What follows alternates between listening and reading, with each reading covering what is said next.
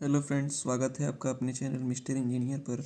मैं हिमांशु सिंह, आपका दोस्त, हाजिर हूँ एक नई वीडियो में, जिसमें मैं आपको एक ATU के रिन्यूएबल एनर्जी रिसोर्सेज के थर्ड यूनिट को डिस्कस करने जा रहा हूँ। ठीक है, तो स्टार्ट करते हैं। चैप्टर का नाम क्या है? Geo thermal energy and magneto hydrodynamics, इसको MHD भी कहते हैं। तो पहला first geo thermal power plant कहाँ लगा था? तो इटली में लगा था 1904 में। ठीक। Geothermal is the natural heat generator with in the earth. Geothermal क्या होता है? जियो का मतलब क्या होता है? अर्थ। थर्मल मतलब हीट, यानी कि अर्थ की हीट को यूटिलाइज करके एनर्जी को प्रोड्यूस करना। ठीक है। The steam and hot water comes naturally to the surface of earth at the some location.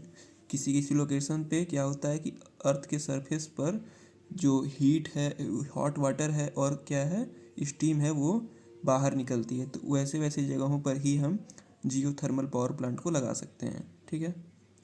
The main source of geothermal energy is magma. Magma ही वो सोर्स है इस जियोथर्मल एनर्जी का। ठीक है। The extraction of heat from earth's interior need a natural और artificial heat exchanger. ठीक है। Water is injected by injection well into hot dry rock inside the earth to extract the hot water and steam from production well. ठीक। Production well से क्या करते हैं हम लोग? हीट को एक्सट्रैक्ट करते हैं। ठीक है। और इंजेक्शन या री इंजेक्शन वेल में हम उसको इंजेक्ट कर देते हैं यूज करने के बाद से। ठीक है। अगला है geothermal hot springs are found in north west Himalayan region. ठीक है। और MP में भी है, गुजरात में भी है और दामोदर वैली में भी है। ठीक है। क्लासिफिकेशन देख लेते हैं जियोथर्मल एनर्जी रिसोर्सेज का। तो पहला है हाइड्रोथर्मल या हाइड्रो जियोथर्मल एनर्जी रिसोर्सेज। दूसरा है पेट्रोथर्मल और पेट्रो जियोथर्मल एनर्जी रिसोर्सेज। तीसरा है जियो प्रेशर रिसोर्सेज। अगला है मैग्मा रिसोर्सेज। और फिर लास्ट है वॉल्केनियस। ठीक है। इसका एडवांटेज और डिसएडवांटेज देख लेते हैं क्या है। एडवांटेज: रिलायबल है, चीप है, 24 आवर अवेलेबल है, इंडिपेंडेंट ऑफ वेदर है, और क्या है, रिक्वायर्ड लिटिल लैंड, मतलब बहुत कम एरिया की ज़रूरत पड़ती है इसको स्टेबलाइज करने के लिए। अगला है डिसएडवांटेज क्या है इसका? तो साइट स्पेसिफिक है, मतलब हर जगह इसको इंस्टॉल नहीं किया जा सकता है। नॉइस पोल्यूशन बहुत ज़्यादा क्रिएट करता है ये। Generally available as low grade heat, मतलब लो ग्रेड हीट इसमें सप्लाई की मिलता है मुझे हमें। ठीक है। वर्ल्ड का बिगेस्ट जियो थर्मल कॉम्प्लेक्स कहाँ पर है? गेर्सियस में है ये। 22 जियो थर्मल पावर प्लांट यहाँ पर लगे हुए हैं। कहाँ पे? कैलिफोर्निया में। ठीक है। अब टाइप्स देख लेते हैं जियोथर्मल पावर प्लांट के। तो पहला है वेपर डोमिनेटेड, दूसरा है लिक्विड डोमिनेटेड। लिक्विड डोमिनेटेड भी दो टाइप का होता है, एक होता है फ्लैश स्टीम सिस्टम, दूसरा होता है binary cycle system. Flash steam system दो टाइप के होते हैं, सिंगल फ्लैश स्टीम सिस्टम और डबल फ्लैश स्टीम सिस्टम। एक चीज़ मैं बताना चाहूँगा, स्टीम जो होता है वो क्या होता है? वाटर प्लस वाटर वेपर क्या हो सकता है। ठीक है। वेपर जो होगा वो किसी भी can be of different gases, किसी भी गैस का के उसमें फॉर्म में हो सकता है। ठीक है। और अगला है, हम देखते हैं वेपर डोमिनेटेड क्या है। वेपर डोमिनेटेड में ड्राई स्टीम का यूज़ करते हैं हम लोग। ठीक है। और यहाँ पर देखते हैं फिर इसका फिगर एक। इसमें क्या है? ग्राउंड का सरफेस है ये, और यहाँ पर एक प्रोडक्शन वेल है। ठीक। यहाँ से हम स्टीम को इंजेक्ट वो करते हैं, सक करते हैं, और फिर इसको वाल्व के थ्रू फिर कंट्रोल करने के लिए वाल्व लगाया गया है सप्लाई को, और इसको सेंट्रीफ्यूगल सेपरेटर में भेजते हैं। यहाँ पर क्या होती है? सेंट्रीफ्यूगल सेपरेटर में जो केवल स्टीम है वो आगे बढ़ पाती है, जो वाटर मॉइस्चर है वो कंटेंट वहीं रह जाता है। और इसको हम फिर टरबाइन में सेंड करते हैं। टरबाइन में क्या होता है कि हमको ब्लेड जब रोटेट होता है तो थ्री फेज सप्लाई हमको मिल जाती है। ठीक है। फिर जो एग्जॉस्ट स्टीम है उसको हम कंडेंसर में भेजकर उसका टेम्परेचर और प्रेशर लॉस करते हैं, और फिर इसको हम cooling tower cooling water pump के थ्रू कूलिंग टावर में भेजते हैं। यहाँ पर क्या होता है, उसका टेम्परेचर और लॉस किया जाता है, ठीक है। और फिर इसको सेंट्रीफ्यूग कंडेंसेट पंप के थ्रू फिर इसको हम लोग री इंजेक्शन वेल के थ्रू अर्थ के अंदर सेंड कर देते हैं, ठीक है। अगला देखते हैं क्या है। अगला है लिक्विड डोमिनेटेड। इसमें हम लोग वेट स्टीम का यूज करते हैं। लिक्विड डोमिनेटेड दो टाइप का होता है। पहला है फ्लैश स्टीम। फ्लैश स्टीम भी दो टाइप का होता है, सिंगल फ्लैश स्टीम और डबल फ्लैश स्टीम। तो पहले हम लोग सिंगल फ्लैश स्टीम को देखते हैं। इसमें क्या होता है, फ्लैश सेपरेटर जो होता है वो एक लगा रहता है, ठीक है। तो यहाँ से हम लोग क्या किए, पहले सक किए वाटर को या स्टीम को, और इसके बाद से वाल्व लगे हुए हैं कंट्रोल करने के लिए। और यहाँ पर जो ब्राइन वाटर है, जो वाटर हम लोग सक किया है, उससे हम लोग किसी दूसरे वर्किंग फ्लूइड को हीट सप्लाई करते हैं और यहाँ से इस वाटर को, ब्राइन वाटर को हम लोग री इंजेक्ट कर देते हैं, ठीक है। और जो ड्राइड स्टीम है वो केवल आगे बढ़ पाता है। इसकी जो स्पीड होती है वो 7 kg/cm² की होती है, ठीक है। टरबाइन में इसको हम लोग पहले सेंड करते हैं। टरबाइन में रोटेशन मोशन होता है, मैकेनिकल एनर्जी जो होती है वो इलेक्ट्रिसिटी में कन्वर्ट हो जाती है। फिर जो एग्जॉस्ट स्टीम है उसको हम लोग कंडेंसर में सेंड करते हैं। कंडेंसर में क्या होता है कि उसके टेम्परेचर को और लॉस किया जाता है और उसके बाद से कूलेंट पंप के थ्रू उसको कूलिंग टावर में भेजते हैं। कूलिंग टावर में उसका टेम्परेचर और लॉस किया जाता है। उसके बाद से फिर उसको कंडेंसेट पंप के थ्रू इंजेक्शन वेल या री इंजेक्शन वेल में हम लोग फिर उसको अर्थ के अंदर सेंड कर देते हैं, ठीक है। अगला है double flash steam power plant. इसमें क्या होता है, दो फ्लैश स्टीम सेपरेटर लगे होते हैं, ठीक है। इस दो पहले क्या होगा, इससे प्रोडक्शन वेल से हम लोग शक करेंगे वाटर को। उसके बाद से स्टीम सेपरेटर है ये पहला वाला और दूसरा वाला।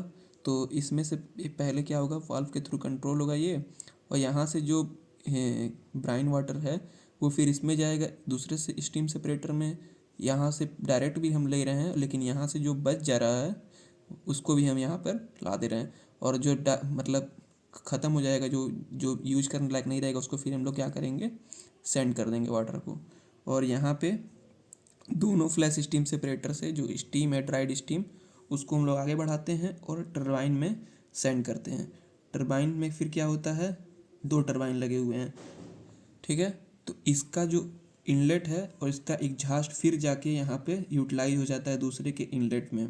मतलब कि हमारी इफिशियंसी जो है वो इंक्रीज हो जाती है और इसको क्या कहते हैं, 3 फेज सप्लाई में मिल जाती है। फिर कंडेंसर के थ्रू उसको टेम्परेचर डाउन करते हैं और फिर इसको री इंजेक्ट कर देते हैं अर्थ में, ठीक। कूलिंग टावर में भेज सकते हैं। उसके बाद से आता है बाइनरी साइकिल सिस्टम। इसमें क्या होता है कि हम लोग सेकेंडरी फ्लूइड का यूज करते हैं, ठीक है। इसमें देखिए क्या है, हम लोग पहले क्या किए, जो रिजर्वायर है वहाँ से हम लोग वाटर को सक किए और हॉट वाटर जो है या ब्राइन जो है उसको हम लोग की फिर क्या करेंगे, हीट एक्सचेंजर में भेजेंगे। यहाँ पर क्या होगा, एक सेकेंडरी फ्लूइड होगी जो कि हमारी वर्किंग फ्लूइड है, उसको हम लोग एक क्लोज साइकिल में रोटेशन कराते हैं उसका। और जो ये वाटर है, हॉट वाटर, इसको केवल हीट ट्रांसफ़र के रूप के लिए यूज करते हैं। यहाँ पर ये अपना हीट ट्रांसफ़र कर देता है। उसके बाद से फिर जो हॉट वाटर है वो अपना ग्राउंड में चला जाता है, ठीक। और जो ये सेकेंडरी फ्लूइड है वो अपना वेपर के फॉर्म में कन्वर्ट हो जाती है। उसका बॉइलिंग टेम्परेचर लो होता है तो जल्दी वो वेपर के फॉर्म में कन्वर्ट हो जाती है। फिर इसको टरबाइन में सेंड करते हैं। टरबाइन जो है वो रोटेशन मोशन करके मैकेनिकल एनर्जी को इलेक्ट्रिकल एनर्जी में कन्वर्ट कर देता है। उसके बाद से फिर हमें क्या होता है कि यहाँ पे कंडेंसर लगा हुआ है। यहाँ पे कंडेंसर में हम टेम्परेचर को लॉस करते हैं और फिर इसको चाहे तो फिर हम इसको कूलिंग टावर में भेज सकते हैं, ठीक है। कूलिंग टावर में और टेम्परेचर लॉस हो जाएगा। फिर इसको कंडेंसेट पंप के थ्रू सेंड करके फिर इसको ये साइकिल जो होता है ये अपना रोटेट करता रहता है। ऑर्गेनिक फ्लूइड्स जो सेकेंडरी फ्लूइड कौन कौन सा हो सकता है, तो आइसोब्यूटेन हो सकता है या फेरॉन 12, अमोनिया हो सकता है, प्रोपेन हो सकता है, ठीक है। अगला देखते हैं MHD, मतलब कि मैग्नेटो हाइड्रोडायनेमिक पावर जनरेशन, ठीक है। इसमें क्या है, in this conversion process depends upon the Faraday's law of electromagnetic induction, ठीक है, which states that when a conductor, जो क्या कहता है Faraday law of electromagnetic induction, कि when a conductor and a magnetic field moves relatively to each other, ठीक है, जब कंडक्टर और मैग्नेटिक फील्ड एक दूसरे के रिलेटिवली मूव करता है तो a voltage is induced in a conductor, तो एक वोल्टेज जो है वो इंड्यूस होता है, ठीक है। या एक ऐसी भाषा, दूसरी भाषा में भी कह सकते हैं कि when a conductor cuts a magnetic flux, ठीक है, तो एक इलेक्ट्रोमैग्नेटिक फ्लक्स जो है वो जनरेट होता है और उसी को हम लोग इंड्यूस्ड ईएमएफ भी कहते हैं, ठीक। तो this induced voltage is produces an electric current, और ये जो इंड्यूस वोल्टेज है वही जो है इलेक्ट्रिक करंट को प्रोड्यूस करता है। वोल्टेज डिफरेंस होगा तो करंट की सप्लाई होगी, ठीक है। कंडक्टर में भी सॉलिड, लिक्विड या गैस हो सकता है। In MHD solid conductors are replaced by hot ionized gases, इसमें हम सॉलिड कंडक्टर का यूज नहीं करते हैं, एमएचडी में हॉट गैसेस का यूज करते हैं आयोनाइज होने के लिए, ठीक है। फिर क्या है, ये दो टाइप का होता है, ओपन साइकिल सिस्टम और close cycle system. Open cycle system क्या है, तो ओपन साइकिल सिस्टम में ये हमारा एमएचडी डक्ट है, मतलब ये दोनों मैग्नेट्स लगे हुए हैं, और ये प्री हीटर है, ये इन्वर्टर है, ठीक है। तो सबसे पहले क्या होता है कि प्री हीटर में हम प्री हीटेड ऑक्सीजन जो है वो इसमें ऑक्सीजन सेंड करते हैं, और यहाँ से क्या होता है कि सॉरी, ये पहले क्या करते हैं, फ्यूल जो है वो इसमें सप्लाई करते हैं कंबस्टन चैम्बर में, ठीक है। तो और यहाँ से आगे फिर बढ़ता है ये, और फ्यूल कुछ भी हो सकता है, कोयला वगैरह जो कि हीट करने के लिए यूज में आ रहा हो, और हम लोग इसमें किस का यूज करते हैं, तो ऑक्सीजन का यूज करते हैं, प्री हीटेड ऑक्सीजन को, हमारा वर्किंग फ्लूइड है, ठीक। ये आगे बढ़ता है नोजल के थ्रू, और ये फिर स्ट्राइक अंदर जाता है किसमें, दो मैग्नेट लगे हुए हैं हाई पावर के, और इसी को एमएचडी डक्ट भी कहते हैं। इसके थ्रू इसके अंदर से जाता है तो वो प्लाज्मा के फॉर्म में हो जाता है, और ये फिर यहाँ से हमें वोल्टेज डिफरेंस के कारण ये हमें डीसी पावर सप्लाई मिलती है, और इसको हम इन्वर्टर के थ्रू 3 फेज़ एसी सप्लाई में भी कन्वर्ट कर सकते हैं। और फिर ये क्या होता है, प्री हीट किया जाता है ऑक्सीजन को, ठीक है, और सीड रिकवरी यूनिट होता है, ठीक है। इसमें पोटेशियम कार्बोनेट का यूज़ करते हैं, ठीक है। पोटेशियम कार्बोनेट जो है उसका हम लोग सीडिंग मटेरियल के रूप में यूज करते हैं। फिर पोल्यूशन कंट्रोल यूनिट लगे हुए हैं, इसको हम लोग क्या करते हैं, डायरेक्ट हम लोग ये जो ऑक्सीजन है इसको डायरेक्ट हम लोग सप्लाई कर देते हैं बाहर, तो इसलिए ये बहुत ज़्यादा पोल्यूशन भी क्रिएट करता है, डायरेक्ट कांटेक्ट रहता है एयर से, ठीक। और फिर यहाँ पे ये डायरेक्ट फिर यहाँ कांटेक्ट रहता है इसका यहाँ पे नोजल के थ्रू, ठीक। अगला चलते हैं, इसके बारे में जानते हैं क्या है। It uses coal as a fuel और it burns at the high temperature about 2300 degree centigrade and pressure of about 12 atmospheric temperature पे, ठीक। With pre heated air to form plasma, plasma को ये क्या करता है, फॉर्म करता है, हाई टेम्परेचर की वजह से ऑक्सीजन जो है वो प्लाज्मा में कन्वर्ट होता है, ठीक। Then a seeding material such as potassium carbonate, मैंने बताया था पोटेशियम कार्बोनेट का इसमें यूज करते हैं, is injected to plasma in order to increase the electrical conductivity, ठीक। The resulting mixture is expand through a nozzle. During the expansion of gas at high temperature, positive and negative ions move to electrodes and constitute the electrical current. This current is DC and an inverter is used to DC to AC conversion. ठीक, the gas leaves the MHD is still very hot and is utilized for preheating the air supply to combustion. Open MHD is not suitable for commercial use. For making this process efficient, it is necessary to combine the MHD unit with the same turbine alternator unit, sorry steam turbine alternator unit. Okay, अगला देखते हैं close cycle MHD system. ये क्या है? इसमें जो है वो डायरेक्ट हम लोग एटमॉस्फेयर में कोई भी चीज़ इंजेक्ट नहीं करते हैं, ठीक है। तो सबसे पहले इसका फिगर से हम लोग वर्किंग देखते हैं कैसे होता है ये। तो देखिए यहाँ पर हम लोग प्री हीटेड जो एयर है उसको कंबस्टन चैम्बर में भेजते हैं और फ्यूल भी सेंड करते हैं उसके साथ साथ कोल वगैरह। यहाँ पर कंबस्टन प्रोसेस होता है, उसके बाद से जो हीटेड एयर है उसको हम लोग फिर सेंड करते हैं इसमें फ्लू गैसेस को, ठीक। ये हीट एक्सचेंजर एक तरीके से। और इसमें क्या है, ये इसमें सीडिंग मटेरियल जो है वो क्या है, सीजियम का यूज करते हैं क्लोज वाले में, ठीक। यहाँ पे जो ये क्या कहते हैं, एयर ऑक्सीजन का यूज नहीं करते हैं वर्किंग फ्लूइड के रूप में। यहाँ पर हम लोग ऑर्गन का यूज करते हैं गैस का, ठीक। इसको फिर हम लोग सेंड कर देते हैं हाई टेम्परेचर ऑर्गन को, उसमें सीडिंग मटेरियल डाल के सीजीएम को एमएचडी में सेंड करते हैं। एमएचडी में क्या होता है कि यहाँ पे वो हम लोग को पावर सप्लाई मिलती है, क्योंकि Faraday's law of electromagnetic induction के थ्रू हम जान चुके हैं कि एक इंड्यूस्ड ईएमएफ जो है वो जनरेट होता है जब एक कंडक्टर जो है वो कट करता है मैग्नेटिक फील्ड को, ठीक। तो यहाँ कट किया तो हमें यहाँ से इन्वर्टर के थ्रू 3 फेज सप्लाई RYB मिल गया, ठीक। यहाँ पर हमें 3 फेज सप्लाई मिलता है, ओपन वाले में DC सप्लाई मिलता था, यहाँ AC सप्लाई मिलता है, ठीक। उसके बाद से हम क्या करेंगे, यहाँ से इसको फिर ऑर्गन को हम लोग यहाँ से लेते आएंगे, फिर कंप्रेसर के थ्रू एक साइकिल तो ये हो गई, कंप्रेसर के थ्रू फिर से ये साइकिल चलती रहेगी। दूसरा ये एक साइकिल है, यहाँ पर जब हम निकलता है हॉट ऑर्गन MHD के थ्रू, तब भी इसका टेम्परेचर बहुत ज़्यादा हाई रहता है, ठीक है।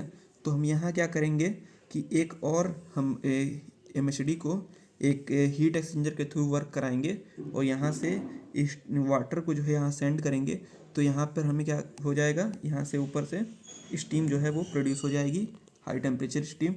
इसको कि स्टीम टरबाइन में सेंड करके हम लोग इलेक्ट्रिसिटी को यहाँ से भी जनरेट कर सकते हैं, यानी फुल यूटिलाइजेशन हो जाएगा हमारा। उसके बाद से फिर यहाँ से कंडेंसर में सेंड करके और इसके टेम्परेचर को डाउन किया जा सकता है, और फिर इसको ये साइकिल अपना चलता रहेगा और ये साइकिल अपना चलता रहेगा, ठीक।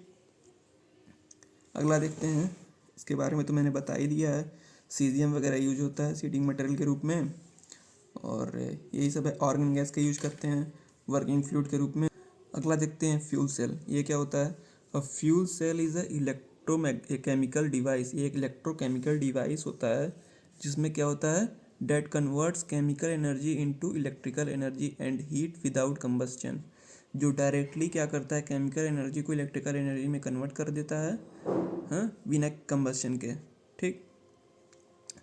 फ्यूल सेल जो होते हैं are generally operated on pure hydrogen, ठीक, and air to produce electricity with water and heat as the product by product. Fuel cell जो हैं वो जनरली ऑपरेट होते हैं किस पे, प्योर हाइड्रोजन पे और एयर पे, और क्या प्रोड्यूस करते हैं, इलेक्ट्रिसिटी और वाटर और heat as a by product, ठीक। अगला है, it require continuous supply of a fuel and oxidant to produce DC electrical power. The basic difference between battery and fuel cell is, क्या difference होता है battery और fuel cell में? तो battery stored electrical charges and after discharging it need to recharging, while the fuel cell recharging is not required। Fuel cell का use तभी तक कर पाएंगे जब तक इसमें मतलब हाइड्रोजन ऑक्सीजन जब तक ये चालू रहेगा तभी तक हमको सप्लाई मिलेगी। जब इसको बंद कर देंगे तो फिर हमको सप्लाई नहीं मिलेगी। और बैटरी में क्या होता है कि जब डिस्चार्ज हो गया मान लीजिए हमारा बैटरी, तो फिर इसको चार्ज कर सकते हैं, लेकिन ये नहीं, ठीक है। अगला देखते हैं मेन कंपोनेंट क्या क्या हैं फ्यूल सेल के। तो एनोड है, कैथोड है, इलेक्ट्रोटाइप लाइट है, उसके बाद से कंटेनर है, सेपरेटर है, सीलिंग है, उसके बाद से ऑक्सीडेंट सप्लाई है, ठीक। इसका एक फिगर देख लेते हैं।